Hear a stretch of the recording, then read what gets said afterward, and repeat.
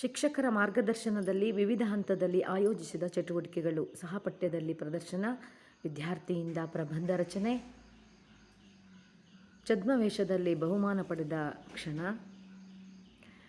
ತಾಲೂಕು ಹಂತದ ಬಹುಮಾನ ಪಡೆದ ವಿದ್ಯಾರ್ಥಿನಿ, ಪ್ರತಿ ವರ್ಷ ಹೆಣ್ಣು ಮಕ್ಕಳು ಹೆಚ್ಚು ಬಹುಮಾನಗಳನ್ನು ಪಡೆದದ್ದು, ಗೋಡೆ ಪತ್ರಿಕೆ ಡಯಟ್ ಶಿವಮೊಗ್ಗ ಸಂಹಿತ ಪತ್ರಿಕೆಯಲ್ಲಿ ತಾಲೂಕು ಹಂತದ ಬಹುಮಾನ,